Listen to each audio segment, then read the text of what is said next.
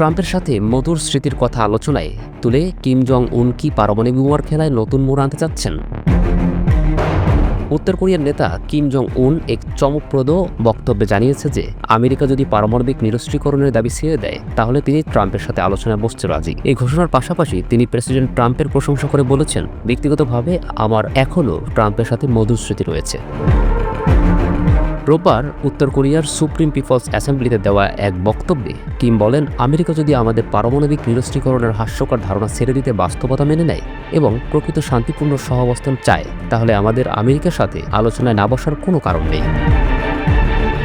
এই বক্তব্য এমন সময় এসেছে যখন দক্ষিণ কোরিয়ার প্রেসিডেন্ট লি জে ম্যাং গত আগস্টে ট্রাম্পের সাথে বৈঠকে উত্তর কোরিয়ায় ট্রাম্প টাওয়ার নির্মাণের কথা বলে ঠাট্টা করেছিলেন। লি বলেছিলেন, আমি আশা করি আপনি উত্তর কোরিয়ায় একটি ট্রাম্প টাওয়ার তৈরি করবেন যেখানে আমি গলফ খেলতে পারি। যদিও কিম জং উন স্পষ্ট করেছেন যে উত্তর কোরিয়া কখনোই তার পারমাণবিক অস্ত্র ছেড়ে দেবে না। তিনি বলেন, বিশ্ব ইতিমধ্যেই ভালো করে জানে যে আমেরিকা অন্যান্য দেশকে পারমাণবিক অস্ত্র ছাড়তে বাধ্য করার পর কি করে। এক্ষেত্রে তিনি ইরাক ও লিবিয়ার উদাহরণ দিয়েছেন। উত্তর কোরিয়ার পারমাণবিক কর্মসূচি এখন অপরিবর্তনীয় পর্যায়ে পৌঁছেছে বলে তারা দাবি করেছে। বর্তমানে উত্তর কোরিয়ার কাছে প্রায় 50টি পারমাণবিক অস্ত্র রয়েছে এবং প্রতি বছর 15 থেকে 20টি নতুন অস্ত্র তৈরি করছে বলে অনুমান করা হচ্ছে। 2018 থেকে 19 সালে ট্রাম্প এবং কিমের মধ্যে 3টি ঐতিহাসিক বৈঠক হয়েছিল। প্রথমটি 2018 সালের জুন মাসে সিঙ্গাপুরে, দ্বিতীয়টি 2019 সালের ফেব্রুয়ারিতে ভিয়েতনামের হ্যানয়ে এবং তৃতীয়টি কোরিয়ান সীমান্তে।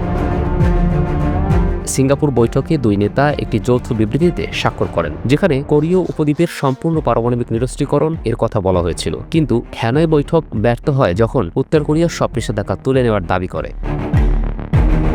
দক্ষিণ কোরিয়ার প্রেসিডেন্ট লি জে ম্যাং এক ভিন্ন পদ্ধতির কথা বলেছেন। বিবিসিকে দেওয়া সাক্ষাৎকারে তিনি বলেন, দীর্ঘমেয়াদী পারমাণবিক নিরস্ত্রীকরণের লক্ষ্য না ছেড়ে আমরা উত্তর কোরিয়াকে তার পারমাণবিক ও ক্ষেপণাস্ত্র কর্মসূচি বন্ধ করতে রাজি করতে পারি। এই কূটনৈতিক উদ্যোগের পাশাপাশি আঞ্চলিক উত্তেজনাও বাড়ছে। উত্তর কোরিয়া আমেরিকা দক্ষিণ কোরিয়ার যৌথ সামরিক মহড়াকে আক্রমণের মহড়া বলে অভিহিত করেছে। কিমের বোন কিম উ জং এই মহড়াগুলোকে বেপরোয়া বলে সমালোচনা করেছেন।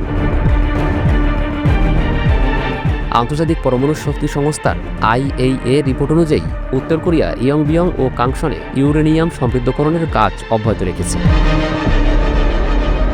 ট্রাম্প ইতিমধ্যে জানিয়েছে যে তিনি এই বছরেই কিমের সাথে দেখা করতে আগ্রহী। তিনি বলেছেন, আমি তার সাথে দেখা করতে চাই, আমি তার সাথে দেখা করার জন্য উন্মুখ, সে আমার সাথে খুব ভালো ব্যবহার করেছিল। এই নতুন কূটনৈতিক সুযোগ কি কোরীয় উপদ্বীপে স্থায়ী শান্তি আনতে পারবে, নাকি পারমাণবিক খেলার নতুন নিয়মেই সীমাবদ্ধ থাকবে, সেটাই এখন দেখার বিষয়।